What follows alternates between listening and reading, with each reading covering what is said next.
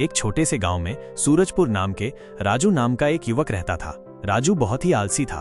उसे हर काम कल पर टालने की आदत थी। उसके माता पिता उसे बहुत समझाते, बेटा समय बहुत कीमती है, इसे यूं बर्बाद मत करो, लेकिन राजू पर इसका कोई असर नहीं होता था। एक दिन राजू के दादाजी, जो गांव के सबसे ज्ञानी व्यक्ति थे, बीमार पड़ गए। उनकी हालत दिन ब दिन बिगड़ती जा रही थी। डॉक्टर ने कहा कि उन्हें बचाने के लिए एक खास जड़ी बूटी की जरूरत है, जो पास के घने जंगल में ही मिलती है, लेकिन उसे पूर्णिमा की रात से पहले लाना होगा। राजू जानता था कि वो जड़ी बूटी सिर्फ वही ला सकता है, क्योंकि वो जंगल के रास्तों से वाकिफ था।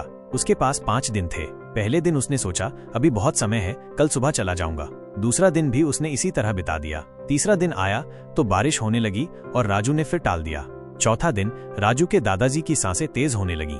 उनके चेहरे पर दर्द साफ झलक रहा था। राजू की माँ रो रही थी। ये देखकर राजू का दिल अचानक से दर्द से भर गया। उसे अपनी गलती का एहसास हुआ। वह उठा और तुरंत जंगल की ओर भागा।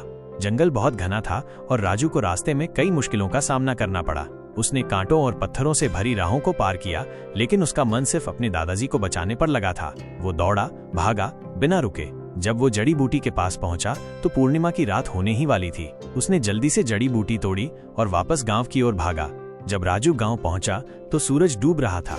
वो सीधे दादाजी के पास गया और उन्हें जड़ी बूटी दी। वैद्य ने तुरंत दवाई बनाई।